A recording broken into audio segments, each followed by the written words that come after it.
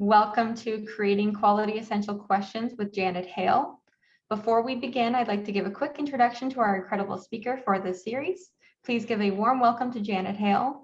Janet is the founder and president of Curriculum Decisions. She specializes in curriculum mapping, curriculum design, and standards literacy and alignment. She has taught in elementary, secondary, and special education classrooms, and she has also worked with curriculum instruction and assessment leadership for over 30 years. Janet has written several books published by ASCD and Corwin Press, with 2 focusing on curriculum mapping as seen here at the bottom of the slide. This series is brought to you by Chalk. Chalk is a planning and analytics platform that enables K-12 schools and districts to develop a cohesive, standards-aligned map for curriculum and instruction. Chalk supports millions of educators and thousands of schools throughout the world.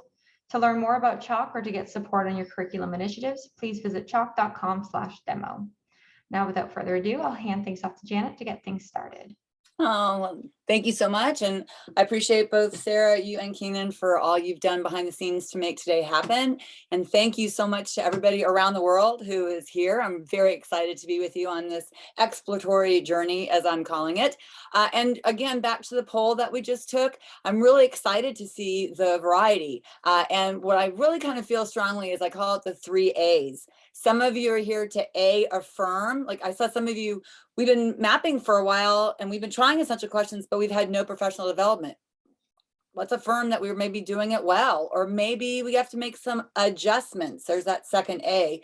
And then some of you who are just starting with mapping and maybe just starting with the whole idea of essential questions, then you're really here to anchor and kind of really figure out what this is all about. So to me, some of you here maybe for all the A's or one of the A's, but I'm so glad we're here together to do this journey. So I just want to share with you that our time today is going to be divided somewhat into 3 sections.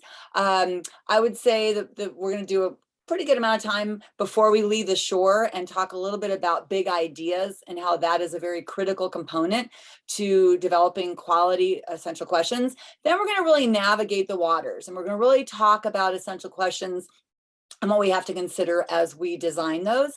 And then what I specialize in a lot within my curriculum mapping and curriculum design world is systemic work, meaning a systematic decision-making from kindergarten or pre-K all the way up to 12th grade or beyond, or kind of across the disciplines, so that what we're doing is, as I call it, an aspen grove mentality, this idea that our root system is all connected versus sort of an oak grove mentality where we're all very strong trees, but our root systems don't really connect.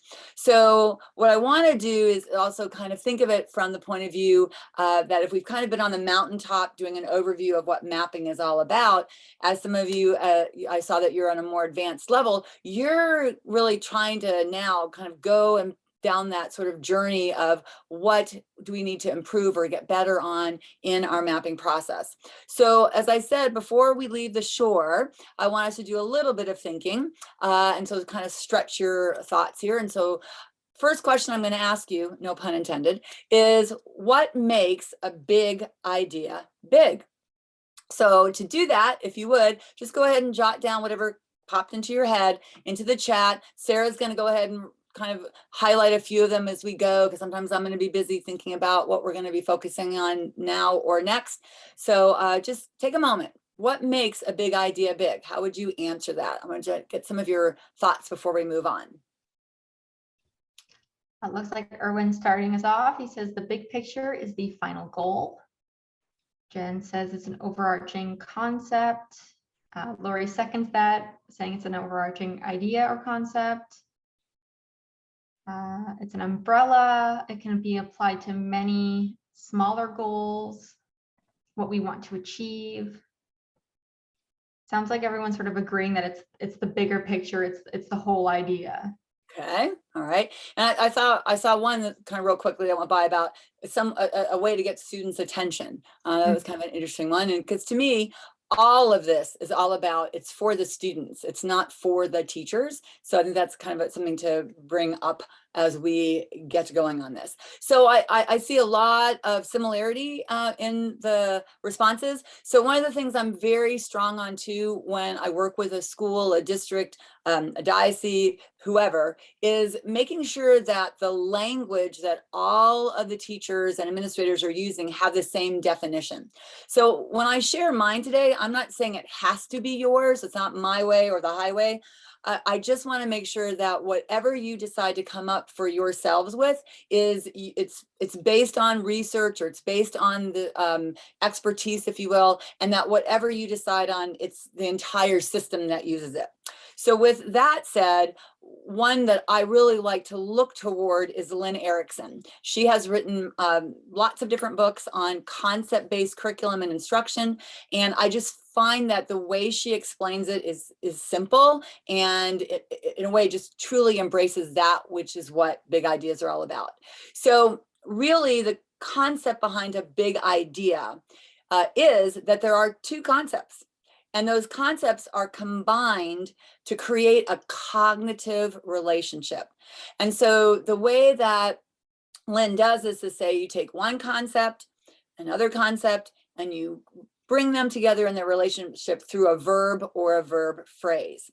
So if we take that now to sort of this next level, I've given you some here that are relatively simple, but again, a big idea does not have to be a complex sentence. So I'm going to take just a moment, just talk to yourself if you're in front of the computer by yourself, or if you're next to someone, talk to them, have a great conversation, or have a great conversation with yourself. So looking at these, can you find the two concepts that are put together, if you will, by a verb or a verb phrase? So I'm just going to give you a few moments to look at the screen as you read these and just see if you can find those 3 bits of information for each one.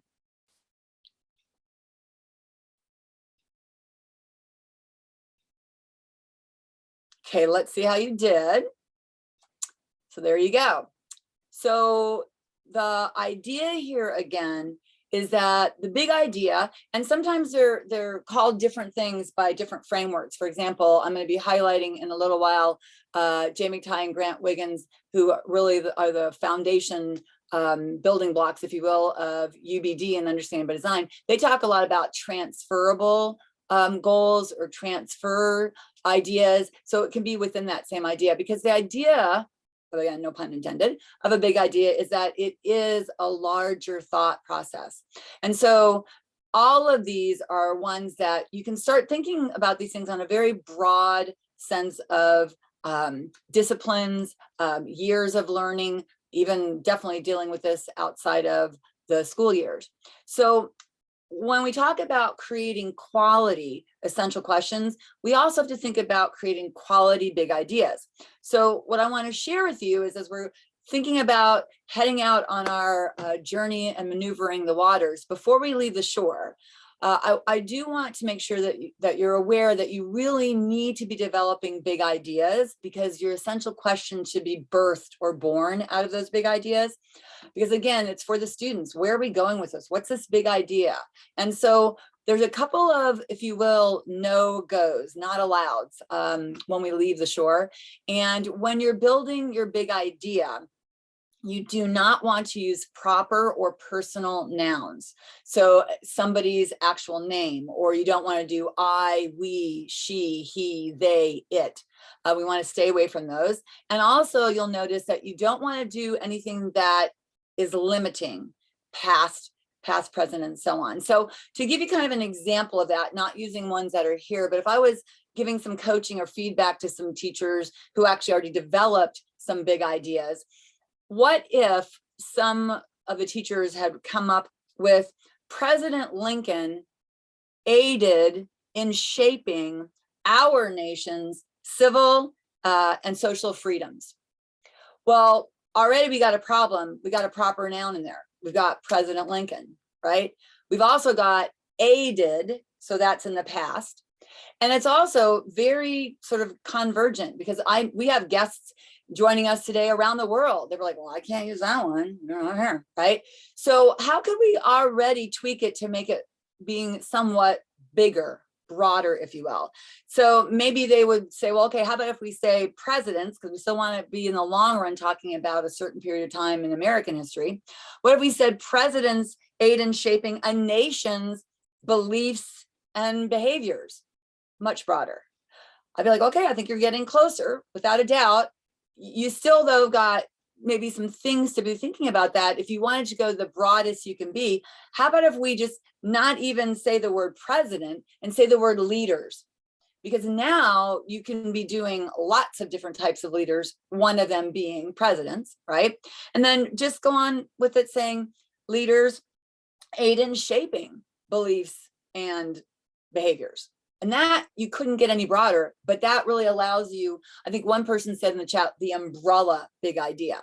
Now, going back to the president's one, where the presidents, aid a nation, that's great if you're working with this idea of dealing with governmental things that are dealing with nations, if you will. But what if we even just took out the word nations and said presidents aid in shaping beliefs and behaviors? Now we got presidents of businesses, presidents of organizations. So you can mold your big ideas to get them to be as broad as you want them to be. The biggest problem is we don't want them to be narrowed. And so you'll find that some states and countries try to help in the educational realm of providing big ideas. And I think that's great, as long as those big ideas fit the framework of what we're developing for our units of study. So Pennsylvania has some, and so I just went ahead and pulled 2 from Pennsylvania.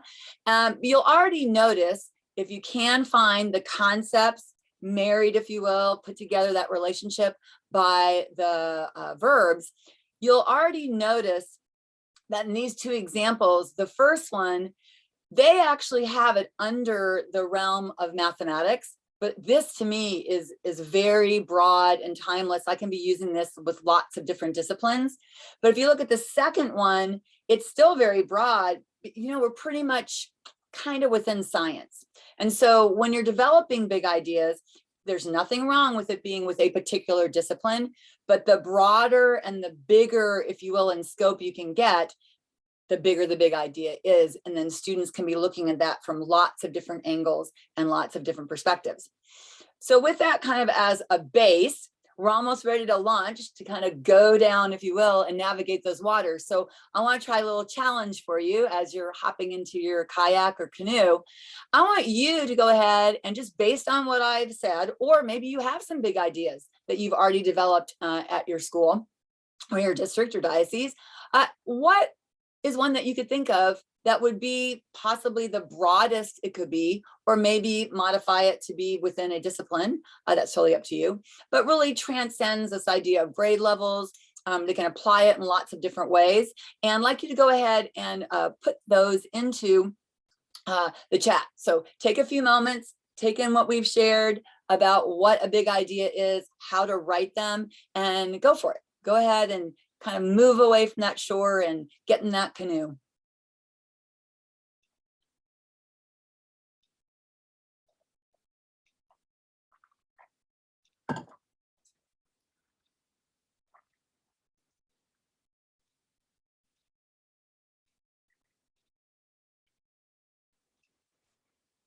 Give everyone a couple minutes to Oh, sure, you got to process this this through, and definitely need to process it. Someone says, what makes a good leader? Thank Okay, you, so Jasmine. I'm going to ask that person, Jasmine, we're not doing questions. We're doing a big idea. So how could you change that to be a concept married by verbs, by a verb phrase? So remember, we're just leaving the shore. We haven't even done questions yet. So thank you for being a risk taker, though. I appreciate that. So just switch it around, kind of playing with that idea of a leader, and make it into a big idea.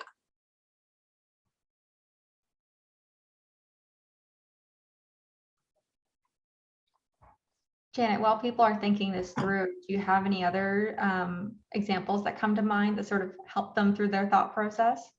Let's see. Well,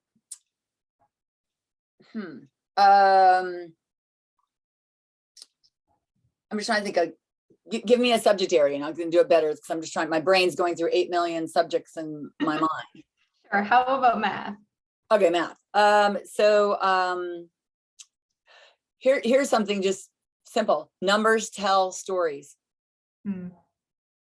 That's about as broad as you can get, right? And you could use that lots of different levels and lots of different ways. So Melissa just submitted one. Geometry helps us form logical reasoning abilities in the real world.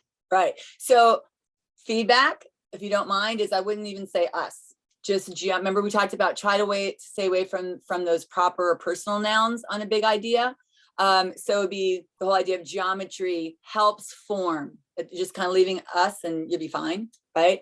Technology plays an important role in a variety of areas of and again, I would even, try to stay away from the hour, just lives. Leaders show good leadership or demonstrate events, show relationships. Yeah. So you can see just, so if you're reading the chats along with us, there, you can go from extremely broad to now you're in a discipline. And a lot of times when I do these and brainstorm with teachers, we even try different verbs or different verb phrases out in the middle, because all of a sudden that kind of changes the context and the meaning. Change one concept on one side and the other side. So that's the beauty of it. It's sort of this sort of ability to just sort of like choose your own adventure by the concepts and the verb phrases that you're doing. So I really appreciate everybody's willingness to at least try it. And I agree that this is something that I'm asking you to do it very quickly on the fly, but it's something that does take time to figure out. Knowledge of how to access current technology will propel lives forward. So again, try to stay away on the big idea from those personal pronouns. Very easy to correct, but again, makes it much broader. Now, I'm not saying you can't do personal pronouns, but that's going to come later in the process, because remember, our big ideas should be able to work for everyone and not necessarily just for you, quote unquote, the person who's reading the big idea. So with that said, I really appreciate your willingness to leave the shore. Just really quick, I'll do a checkpoint with Sarah. Has anything come up in the Q&A that I need to answer before we move on? Not yet. So we'll just use this as a quick reminder so that everyone can submit their questions as they come up. We will have a couple Q&A sessions today to address them. Okay, perfect. All right, so we have left the shore, so no surprise. I'm going to take just a few moments thinking about what we've already focused on while we were on the shore. Now we're starting to navigate those waters of an essential question. So what makes an essential question essential? So thinking about that, what makes an essential question essential? Just share your ideas in the chat. We're not looking for right or wrong. We're just kind of testing the waters. Where are we with our understanding? And so I'm just curious to hear your responses.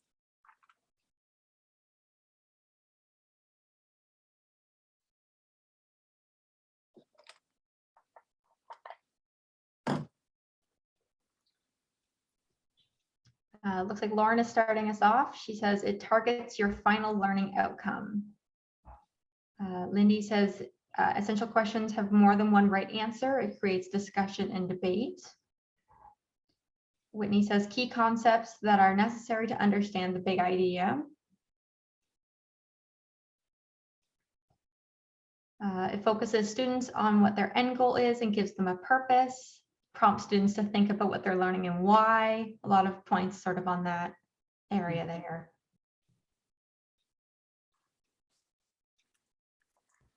Open-minded and does not only have one answer.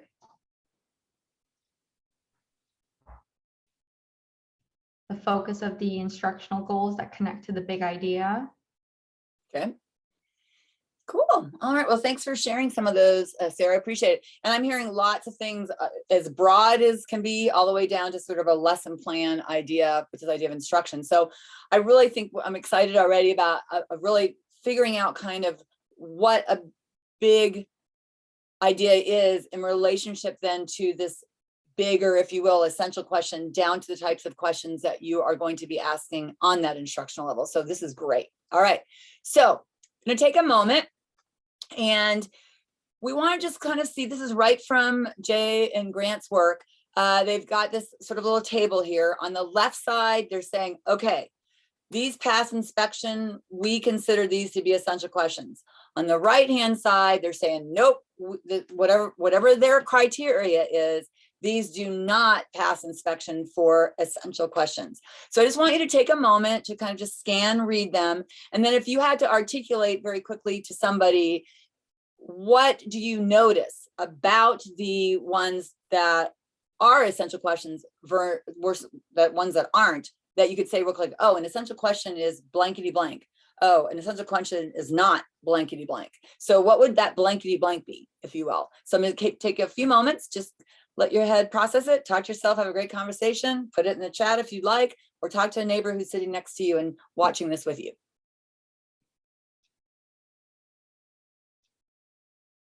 Okay, I'm seeing thought-provoking. Essential questions appear to be open-ended.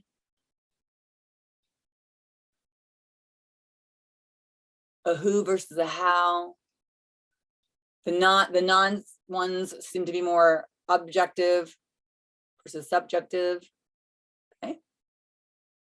Closed versus open, broad versus specific. Okay. So I think everyone is kind of getting to the point where if these are for the students and it's really for them to be thinkers, because think about it, the minute we ask a question, our brain goes into answer mode. We might not know the answer, but it automatically goes into answer mode. So it's very much about brain capacity, if you will. So if I have to answer it really, really quickly to somebody, the big difference is this. Your essential questions are concept-based. Remember that happened in our big idea as well. They're concept-based and very divergent, which is where people were saying more than one way to answer them, right? There isn't a right answer, so to speak. There's lots of ways to bring evidence and reasoning. Where the not essential questions were very much fact-based. We're expecting the students to sort of be regurgitating or giving back or retelling these facts, and it's converging. Most likely the teacher or teachers for the not essential questions, they have an expectation, they want to hear an answer. And they might allow 2 or 3 different answers, but they're limited, they're convergent. So we want to make sure that we realize a very important base to big ideas and essential questions is they're concept-based and they're divergent. So this is probably one of the most important pieces, especially for those of you that have been trying to do this, but have not had professional development. We as teachers think whatever we are teaching is valuable and important. And there's a synonym for that called essential. So caution as we're navigating our waters. An essential question is not a question the teacher thinks is important for a student to know. So a lot of times I do audits and I'll look at a unit of study and the essential question says, what you see here on the screen, what are the 3 branches of government? I don't think that's going to pass our inspection thus far of what an essential questions purpose is, because I can pretty much guarantee you that teacher is going to want the 3 branches of government as the answer. So if we want to already try to get a little more divergent, how does balance of power, because that's really what it's getting to be all about, how does balance of power help and hinder? And then if you want to even go a broader essential question, how does balance help and hinder? Because balance can be in artwork. It can be in science. It can be in social studies. It can go lots of different ways. So the main thing to remember is when we talk about essential, we're not talking about it from a teacher's point of view. We always are doing it from a student's point of view. And why would this be essential for them to be aware of or know? Because again, and someone did actually say this earlier, I remember seeing it in the chat, is the whole idea that we're doing essential questions is we want our students to be challenged, intellectually engaged. We want them to show they own the learning, not that they're just regurgitating some learning somebody else have given them. And it has to be done through discussion and debate. So here's the thing, where is that being built into your time? Because this means the students have to actually be engaged in discussion and debate. So here's what's interesting to me is one of the sets of standards, if you will, that get lost or ignored most often because they're very challenging to actually measure is speaking and listening.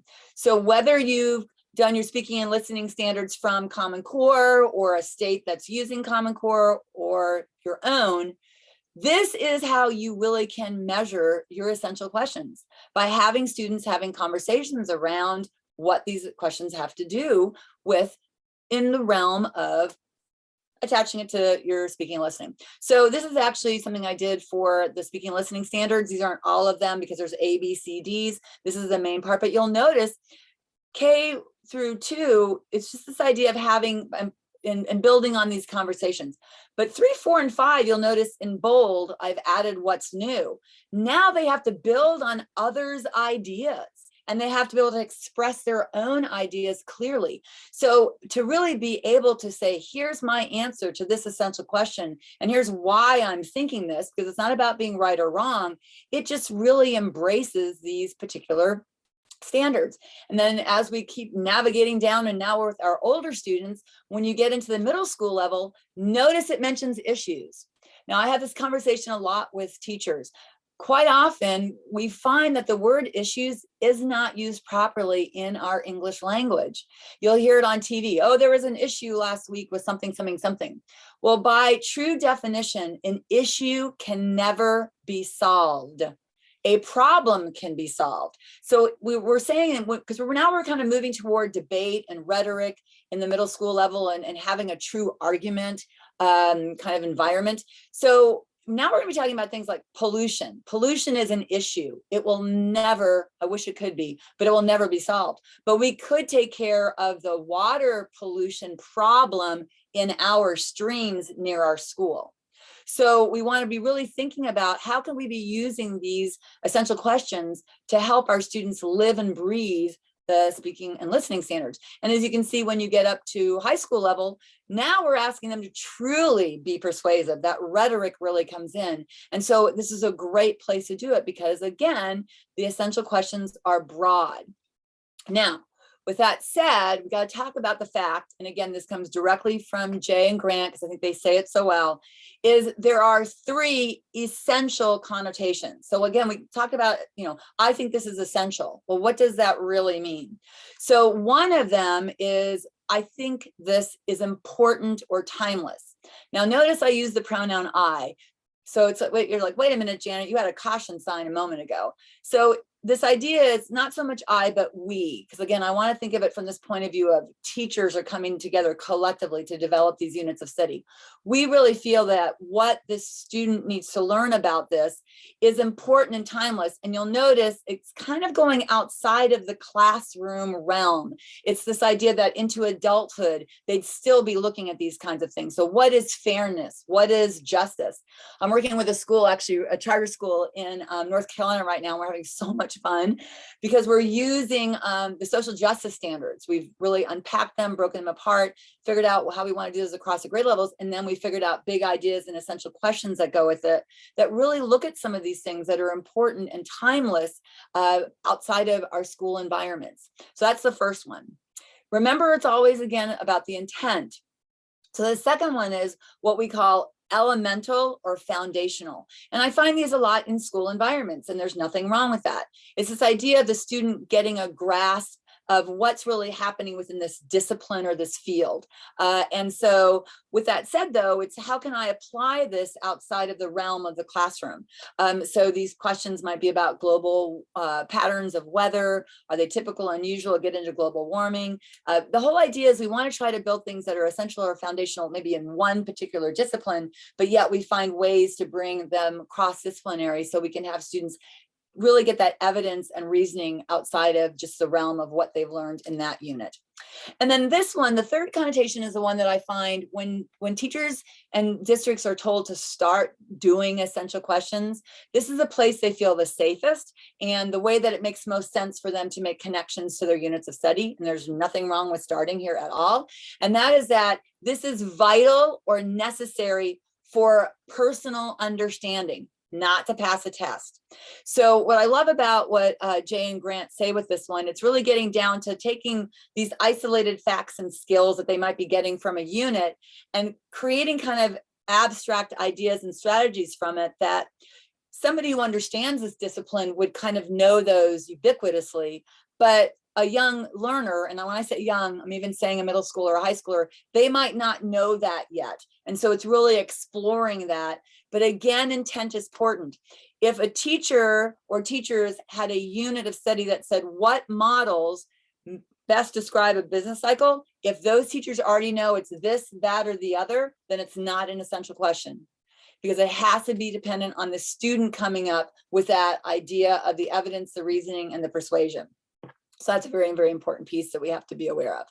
So with that said, that's a lot of information. And so we thought we'd take a little poll to kind of, for those of you that have been starting to do essential questions, if you haven't, don't worry about that, just kind of be thinking, is what have you been doing? If you think about the essential questions that you've been making up yourself, or you've been coaching other people to make up, have they been the impactful, timeless, like what is justice, what is fairness?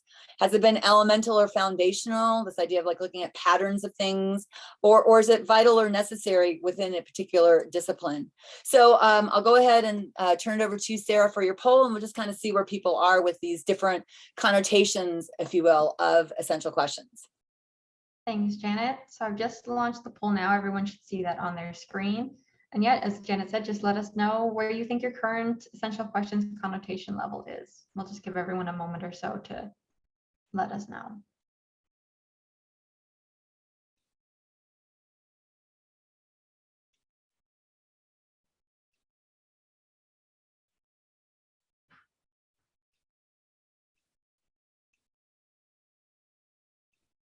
So far, it looks like a number of people haven't started EQs yet, which we knew from our poll at the start of today, and that's perfectly fine. But for the other ones, it looks like elemental or foundational and vital or necessary for personal understanding are sort of our top leaders in those areas. And honestly, Sarah, that's kind of what I would expect, because that is pretty typical. And so I think that's a little lesson here, is that's a great place to start. But again, as it always should be in curriculum, the curriculum is never done, right? It's curriculum mapping, it's a verb, it keeps going. And so it's this idea, maybe with iterations, you could start looking at taking some units that are already kind of comfortable, if you will, at that elemental level or foundational level, and try to move it toward being kind of that impactful or timeless. And that's the beauty of this work, is it's not this idea it's one and done. So yeah, I'm glad to see those responses. I just shared the results. So impactful and timeless is at 9% of people, elemental or foundational at 34%, vital or necessary for personal understanding at 37%, and then haven't started EQs yet at 43%. So cool. Good range there. Good. Thanks, everyone. Yeah, thank you so much. And then just kind of a little thought here on Q&A. I noticed, Sarah, already in the chat, someone said, could you please explain again that word divergent and how it relates to essential questions? So again, just if someone's very visual, converge is this idea of we're converging and we're looking for an answer, or maybe one or two. Divergent is this idea, it diverges, and it could be a multitude of answers as long as you have your reasoning and support. So the idea of an essential question is we want it to be divergent. We want it to not converge. So again, I have people that when I go and I audit their maps, they say it's an essential question. They say essential question, and when they write it, it ends up being convergent. The definition of what a good essential question is doesn't match. And a lot of times it's because they just haven't had the training, or they don't know. So hopefully that will help that Stuart understand that a little bit. Is there anything else in the Q&A that's come up, Sarah? Yes, so Carrie was asking, sort of going back to the big ideas section at the start of today's presentation. She's asking, are big ideas similar to enduring understanding? Yes, they are. So again, it's this idea of vernacular, but yeah, very much. Enduring understanding, big idea. So again, depending on what framework you use, quite often it will use, but again, if I was working with someone that was doing enduring understandings, concept married with a verb is going to end up being the same thing. Great. That's all we have for now. So I think we can continue along. Perfect. Okay. So now we have to talk about, notice I haven't talked about types of questions yet. I said that with the essential question, if you want quality essential questions, again, you have to think about these connotations. Well, now we're going to talk about types of questions, because again, this is where, for those of you that have been doing this for a while, you can do your own audit, if you will, and be looking at your units of study all the way down to your supporting lesson plans to see what's really happening here. So in my sort of diagram here, the idea is the idea that when you start kind of, again, this divergent, this is sort of upside down, but the divergent is the broadest or the widest you can go. So I always sort of jokingly say, we ask lots of questions every day in our classrooms that are isolated. Why are you late? Right? Not that would be one you want to ask, but it is. You know, we ask these questions that aren't really necessarily related. Like, do you have your workbook? Do you have, we ask all these questions. Well, that's why there's red line is right below it. Like that is not something that's going to really help me with my cognitive ability to think on a broad term, but they do happen. So when it comes to designing curriculum, we start with a direct answer question. Now, again, there's lots of books out there on questioning, there's tons. So these are the definitions I like to use because it helps me when I work with teachers, and it helps them make sense when we think of a lesson plan and a unit of study, because that's the big thing here. Curriculum maps have units of study. And then you also could have lesson plans that are not even associated with a curriculum map. But if you do, those lesson plans would come underneath the umbrella of the unit of study. So when I think of the more divergent I want to get, the broader or bigger the question needs to be. So convergent, meaning it's very kind of closed answer, would be a direct answer. What are the three branches of the government? Is a great example of a direct answer. You give me the three, I'm happy, right? So it's factual and it's convergent. Those live and breathe. They are happy campers in your lesson plans. That's where I would expect them to live and breathe, because we're learning about factual things. Your supporting questions, I use that word very specifically because it's supporting the unit of study, that within that unit of study, you're going to be addressing an essential question. So the supporting questions is kind of, to me, a little bit of a liaison, if you will, between what's happening on that factual level, but what's also happening on where we want the students to go when they're thinking in the sense of divergency when they are dealing with the essential questions. So my supporting questions are always ones that they're a mix of kind of what's happening and what's being learned in the content and the skills and the concept learning and even those big ideas or enduring understandings. But yet it's also kind of, when you think of putting a supporting question in a lesson plan, it isn't about just that one lesson. It's about a series of lessons that now you're culminating together for them to really, okay, we're taking this to a little bit of a new level now. I'm not looking for one right answer necessarily. Let's get your thinking going. Because really the essential questions are from a unit of study point of view and beyond. It's not about just, I'm only going to get this essential question in this one unit. It's going to be in a series of units, or possibly a series of grade levels, which is this idea of really maneuvering the waters, because now all of a sudden, wait a minute, what's going on here? These teachers are talking to each other. It's the same essential question across the years. Whoa. So remember, the essential question are those broadest concept-based divergent questions. So we really want to have quality essential questions. We have to be thinking about, does it meet the criteria of truly an essential question? And does it have supporting and direct answer questions that are going to help the student with that learning process? And especially with the connotations that the majority of you are doing, where it's like vital that they need to learn this. This fits very well with this particular area. So kind of to recap, and I'm going to show you a little diagram that I think will help with this understanding, is when we get down to that essential question, that broadest one, right? You've already said, some of you in the chat, they're open-ended, they're thought-provoking, they're intellectually challenging. I got to go to higher order thinking.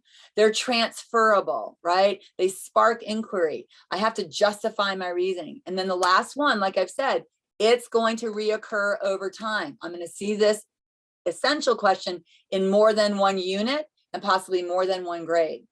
It's the supporting questions and the direct answer questions that might stay only within a particular unit or a particular grade. So this brings me to sort of like the culminating component here of, if we're framing our units of study around quality essential questions, we have to really be thinking about, they're going to have to debate, they're going to have to discuss these. And not from the teacher point of view. It's the teacher sort of that guide on the side. The students are the one doing the talking and the discussing. So when I work with teachers, I always, when they ask me, If you have a good, solid unit of study, one essential question is plenty. Now, if you have a really huge, long unit of study, I might say two, because remember, the essential question is not the only question of the unit. It's going to be supported by one or two supporting questions that are also going to be open-ended, but more specific to that particular unit. And then, of course, you're going to have myriad, or as many as you want, direct answer questions that are going to be in your lesson planning, right? So the whole idea here is that when you're framing your unit of study, you want to do it in such a way that the students are able to address the big idea, an essential question for that unit, knowing that they're going to come back to that, and then also be focusing on things specific. So I just gave you an example here. I wrote this book years ago, back actually in the 1980s. I wrote a book called Friendship. It was for primary grades, using some, at that time, very popular books that were out. One was called Friends, and then there's always new books coming out. So there's one now called The Not So Friendly Friend. So obviously this is for a primary grade, but notice the big idea. Friendships have their up and downs. Hello, I think that's timeless, because right now I'm dealing with that and I'm in my 60-something years, right? Like that is broad as you can get. So that's something that you can do that for literature. You can do it for all sorts of subject areas. But now for this particular unit, what makes a good friend good? Kind of like going back to what makes an essential question essential, what makes, right? So what makes a good friend good? And you also have to think about the age level of students. And I'm going to get to that a little bit about when I talk about systemic, that the essential question should change sometimes in their wording as the students get older. So now notice the supporting question means we are in this unit of study specifically on friendship. What do friendships look like? Notice still very open-ended, coming from students' different backgrounds. And then why do how do you know a friend is being friendly? In today's world, that's a big topic of conversation that we can even get into it on an issue level if you want. But then notice today, boys and girls, we're reading Friends, or we're reading The Not Too Friendly Friend. And now in my lesson plan, I've got a direct answer. Who are the friends in our story today? Because we're learning characters from our ELA standards. So it's just important that as we're framing our units, we're thinking about what is that big idea, the enduring understanding, what's the essential question for this unit, which will probably be coming up in other units as well, and then what's a supporting question that's specific to this unit. So a lot of times I hear from high school math teachers in those areas quite often, like, we don't know how to do this. Like, this is not how we think. And so another point I want to bring up is, if this is something you're just starting with, every single unit does not need to be essential question big. Like, take one unit per quarter or per semester if it's a year-long course, and try it out, experiment with it. So this is an example of, I love the idea of an actuary. I'm still mesmerized by this job. When someone says I'm an actuary, it's like, I just want him to sit down and talk to me for 8 hours about this. But think about it, just think about what's going on in an actuary's job. It's almost all mathematics, right? So if we have this big idea that accurate communicators use precise mathematical language, which is coming right, kind of, if you will, from the idea of using precise language from the math practices, then we can build around essential questions. And if I just even took out mathematical in the essential question, we're not even in math anymore. How do accurate communicators use precise language? I can talk about that with me and my hubby. Johnny and I don't always have really good communication with precise language, right? So you can always play around with that. But as you can see here, what they were doing was trying to really bring together this idea of mathematics and a career. Because quite often in high school, they're like, how am I going to use this later, right? So they're bringing this unit in to actually, because it's for the students, there's lots of jobs and careers that need mathematics. And as you can see in this particular day and this particular lesson, they were reading an article that talked about that. So again, highly recommend for those of you that are just starting or playing around with this for a while. I know that, Sarah, you're going to be having a little template that's going to be this, that afterwards, this can be downloaded. So have some brainstorming time with your colleagues, and what would this look like? We're going to take a little pause in a moment, and then after that, I will be talking about systemic questions and this whole idea of systemic ideas, because that to me is the best thing to do before you really fill this framework out. But what I want to do is I want you all to see, like, okay, this is all great on paper, but what would it look like in our system? And how would this be supported for our teachers? So I'm going to go ahead and turn it over to Keenan and have a chance for you to show what this could look like in Chalk. Awesome. Thank you, Janet. Sure. Let me go ahead and grab the screen share here. Ignore my background. There we go. Thumbs up. Everyone can see that okay? Perfect. All right. So as we've just learned a lot about how you can use your essential questions. And one of the things that we just wanted to quickly highlight here is how you could use this in practice within Chalk. So as Sarah mentioned earlier on, Chalk's a platform that allows you to build out your curriculum maps within a centralized environment that's owned by your organization. So this is an example of a 4th grade social studies map. I've actually taken the content we were just looking at from Janet's friendship unit there. So you may see some familiarity here in terms of the big idea, essential questions and things like that. What I really wanted to just show you here of what we can do with Chalk is the structure that you can establish for your curriculum maps. So we just went through a lot of different concepts and there's a lot to unpack there. And as a teacher or whoever you are going in and actually writing out your content, it may not always be kind of fresh top of your mind as it is right now when you're sitting in the webinar and learning about the concepts. So some of the things that you can do to help make sure that those types of ideas are not lost, or to help make sure everyone's on the same page as you're working through your content, is you can customize how your template is structured. So first and foremost, we'll hone in here on the essential questions in particular. So we have this structure that lets us quickly and easily just identify we have our big idea and our essential questions and how they're related to each other.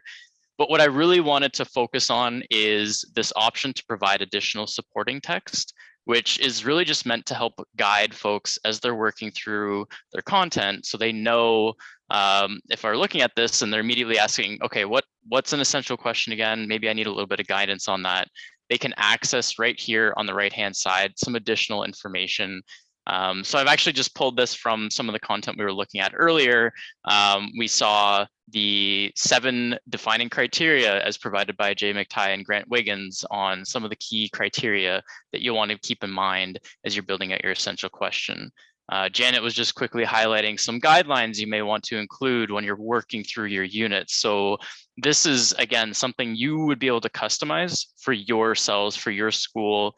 One thing I know when working with schools, I can't stress enough is important is having common language within your school. And this is a really great way to kind of highlight, here's what we mean by an essential question. Here's what we expect you to do when you're working through that. We have here the visualization of how the essential questions break down into the daily questions here, or the direct answer questions, excuse me, as we saw in that graphic. And again, we'll be able to provide you that worksheet so you can have that brainstorming. And then again, referring back to Jay McTighe and Grant Wiggins examples of what is a good essential question, what maybe not a good example of an essential question. And this is fully customizable. So as you're working forward and you're getting feedback, you can even add more examples, or you can add videos or screenshots or things like that of what teachers have done. Again, just trying to bridge the gap to make it easy. So when you're ready and you're sitting down to do the work, you have that information readily available. So with that, I'll go ahead and turn it back to you, Janet. If you wanted to go ahead and you can just grab the screen share there from me whenever you're ready. Okay, so let me make sure I got my screen share. So to hit the stop participant. Yeah, you should be able to steal it from me. Okay, hopefully I'm doing this right. So let me just go back to where I was. So I think, yep. There we go. Looks good. Okay, so thanks for sharing that, Keenan, and as I appreciate, thanks for the attribution in there of if somebody does put something in, who it's from. That really, I think it's important too. And again, I think it goes back to what you just said. It's have it be whatever you want it to be, but make sure everybody knows that same language. So taking a moment, you're in your kayak or your canoe, and we've been navigating the waters. So we're gonna take a few moments to do a little bit of a reflection time. So I thought I knew, now I know, now I wonder. So we're just going to take a moment for you to kind of think about that. And then I'm just going to talk just a little bit about this idea of systemic, if we want to really think about it on a really system-wide level. And that will just take me a few minutes. So if you could go ahead and just kind of share your ideas in the chat about what you now know or wonder, or what you thought you knew.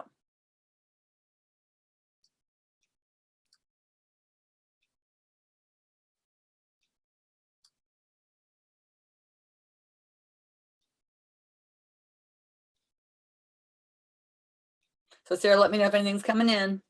I think we're all still thinking a little bit about what we've gone over today. You've covered a lot. I'm sure it's given everyone a lot to think about.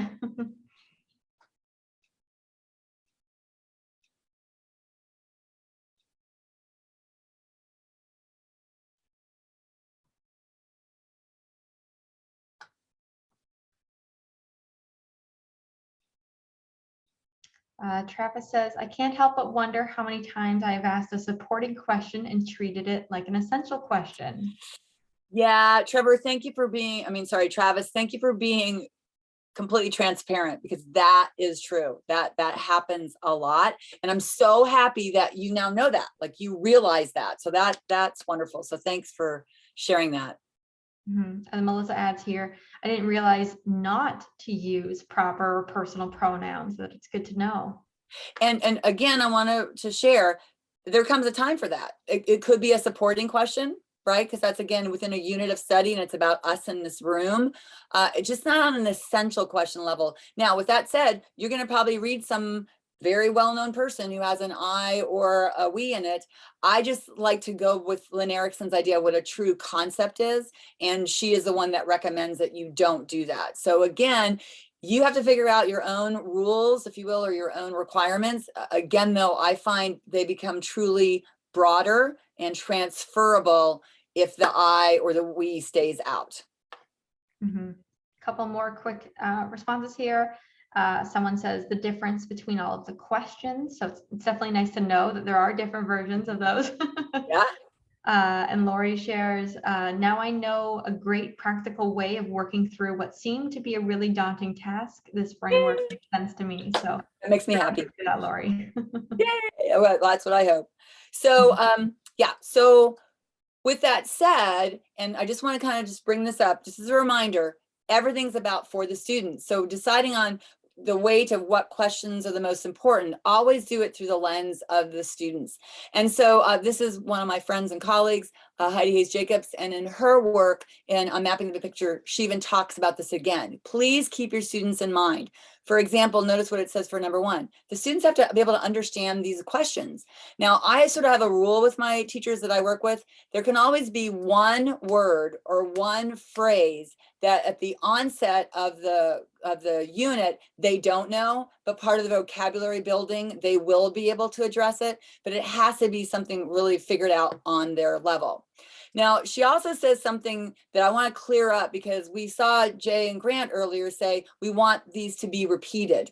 And so what she's really saying here about not being repetitious is sort of keeping that same question more so like on that supporting level idea. But really, if you start thinking about it systemically, it's okay to have a series of these essential questions that are logical and sequential over a period of years for students.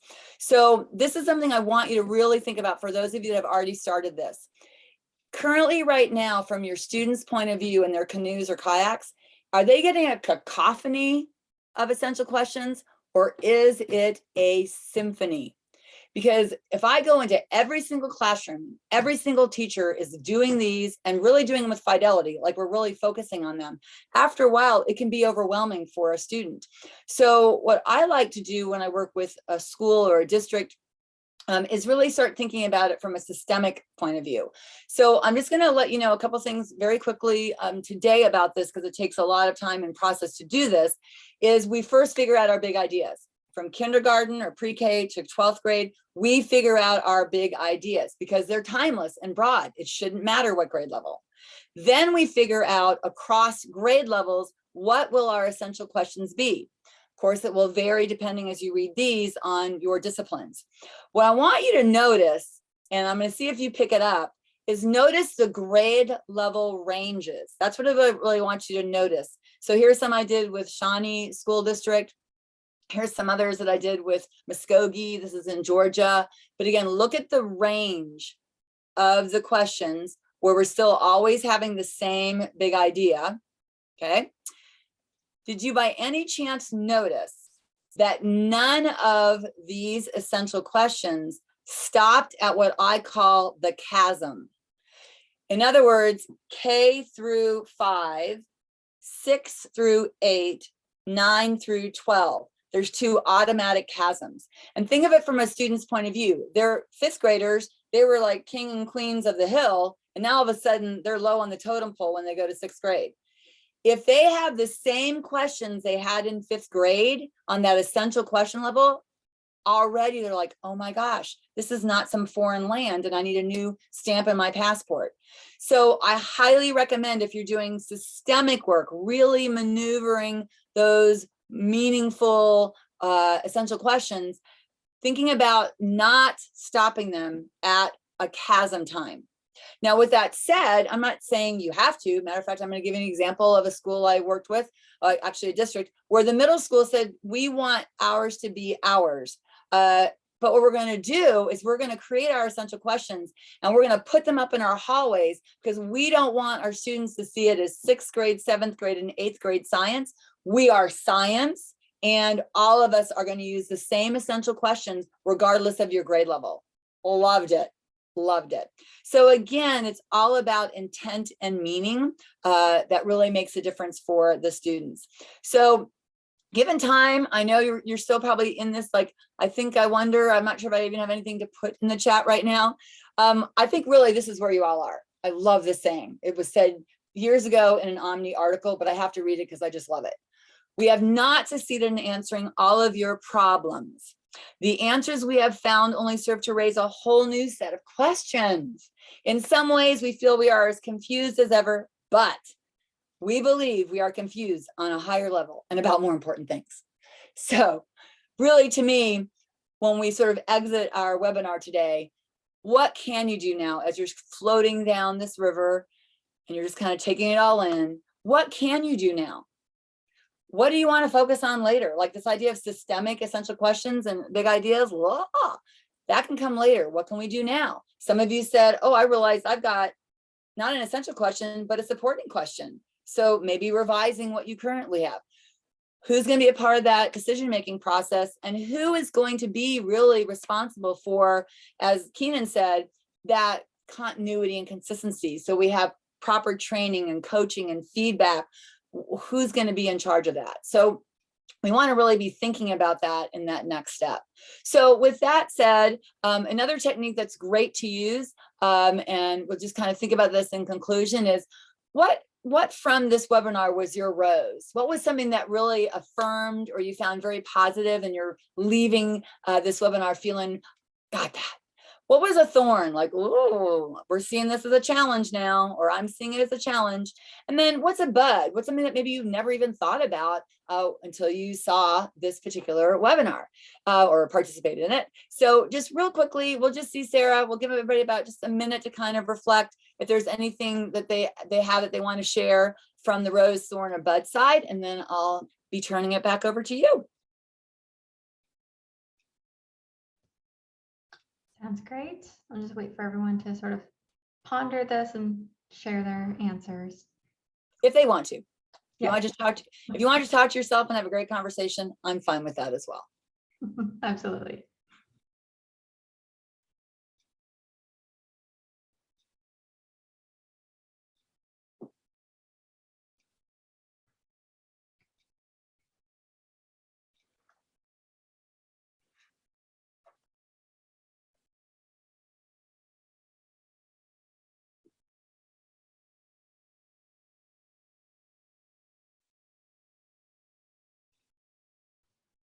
All right, well, I guess we can move on and look at the Q&A as well, start that. Although Melissa did just say that a bud for her was concept-based and divergent. I guess those aspects of thinking for this.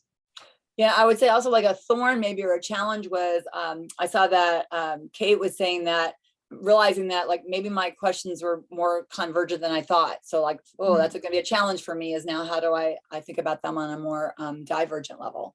Yeah. Absolutely. Cool. Oh, Lori has a rose. So Mhm. glad you feel a little bit more comfortable now about this. But it's definitely always a work in progress. Realizing about the chasm, this idea of keeping those essential questions the same across the chasms. That's great to see.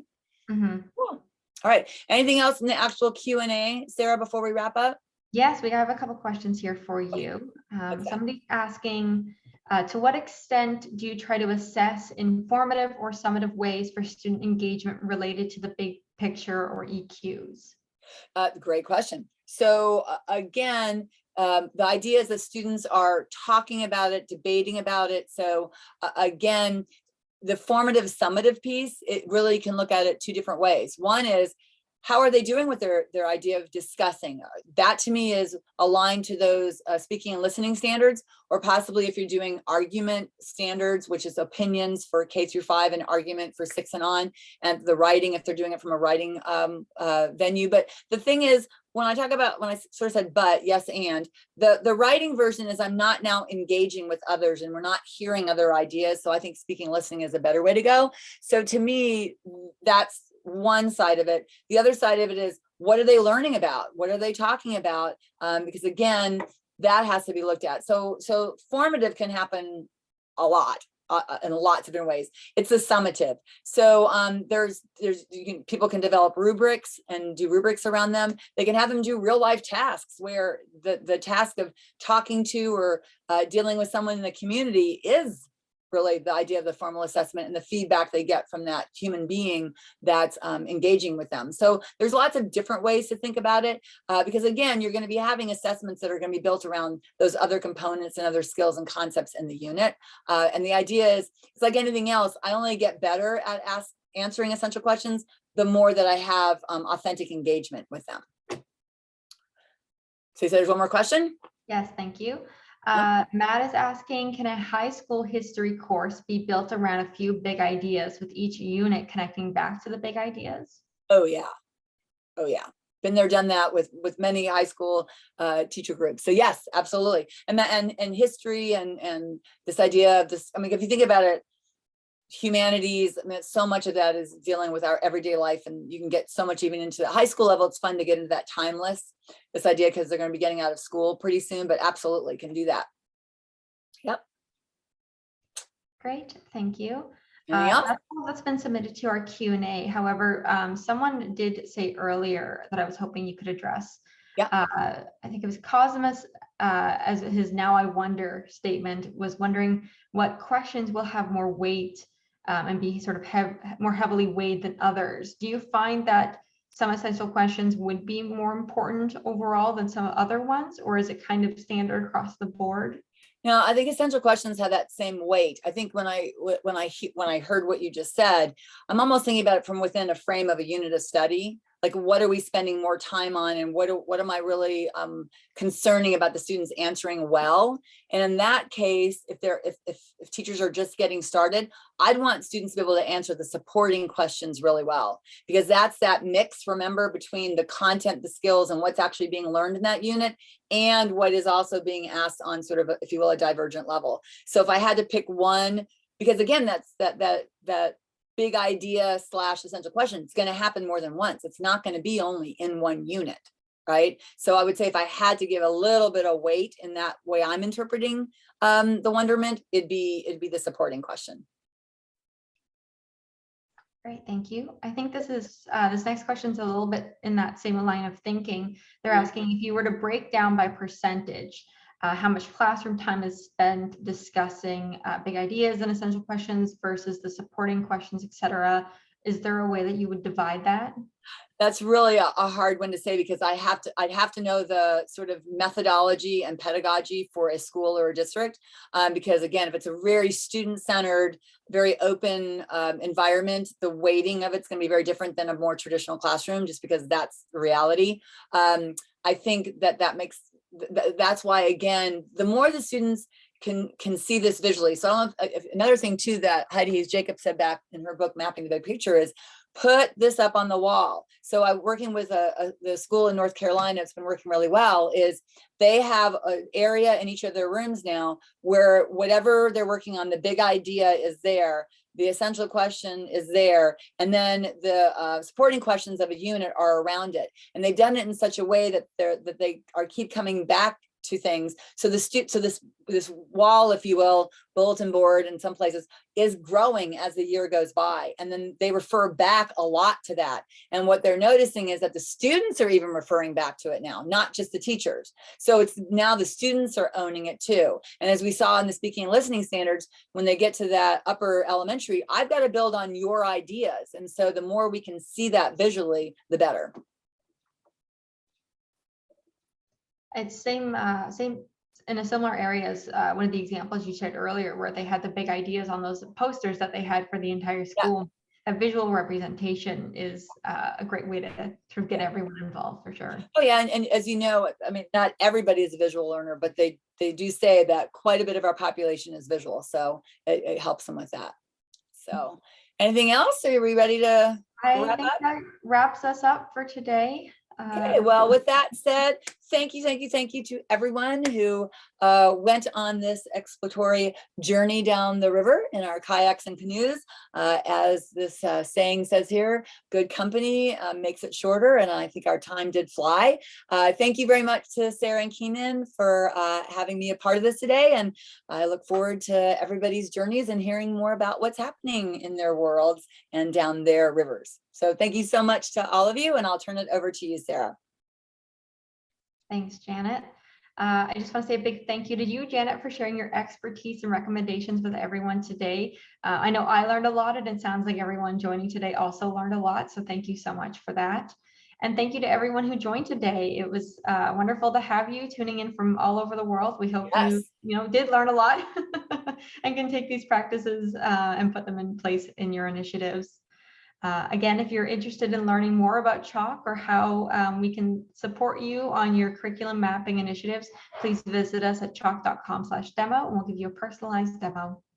Thank you, everyone, so much. Have a wonderful day. Bye. Bye.